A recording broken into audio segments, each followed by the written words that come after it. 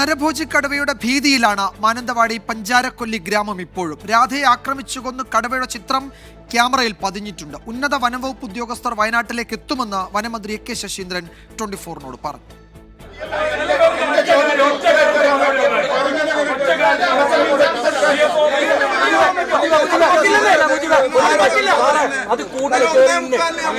സഹകരിക്കാൻ തയ്യാറാവും. പക്ഷെ ഞങ്ങൾക്ക് ഒരു കണ്ടീഷൻ ഉണ്ട്, കൊന്നിട്ടേ കൊണ്ടുപോകാൻ പറ്റും. നിങ്ങളെ ഡിപ്പാർട്ട്മെന്റിന്റെ വിശ്വാസമില്ലാത്തതുകൊണ്ടാണ് പറയുന്നത്. കഴിഞ്ഞ കാലങ്ങളിലും എല്ലാ സ്ഥലത്തും നിങ്ങൾ ചെയ്യുന്ന കാര്യങ്ങൾ ഇത് തന്നെയാണ്. ഇന്നലെ പറഞ്ഞു കടുവേനെ വെടിവെച്ചു കൊല്ലുന്നു, ഇന്നെന്താ പറയുന്നത്?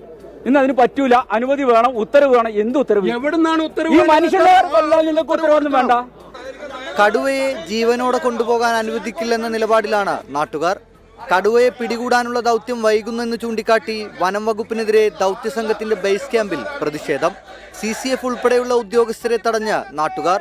എന്ത് സംഭവിച്ചാലും ഇതിനെ ഞങ്ങൾ ഇവിടുന്ന് വിടുന്ന പ്രശ്നമില്ല.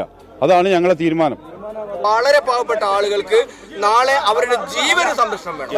ആ ജീവന സംരക്ഷണം തീരുമാനമാവാതെ നമ്മൾ ഇവിടുന്ന് പിരിഞ്ഞു പോയില്ല.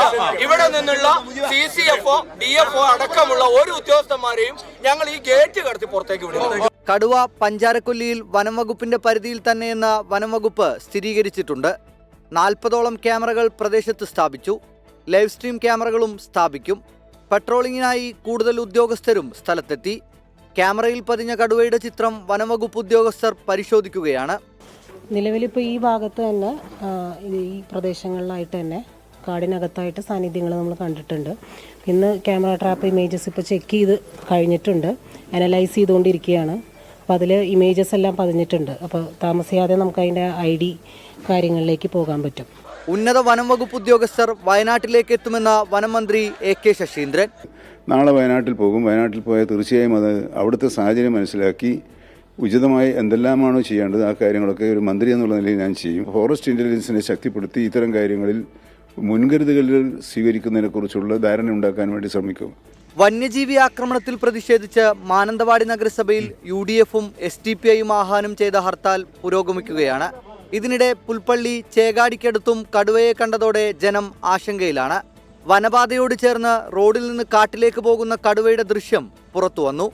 ഒരു നാടാകെ കടുവാ ഭീതിയിലാണ്. നാട്ടുകാരുടെ പ്രതിഷേധത്തിന് മതിയായ കാരണമുണ്ട്. സ്വസ്ഥമായി ഉറങ്ങാൻ ഇനി എന്നു സാധിക്കുമെന്നാണ് പഞ്ചാരക്കൊല്ലി നിവാസികൾ ചോദിക്കുന്നത്. മനു ദാമോദരനൊപ്പം സുർജിത് അയ്യപ്പത്ത്, 24 വയനാട്.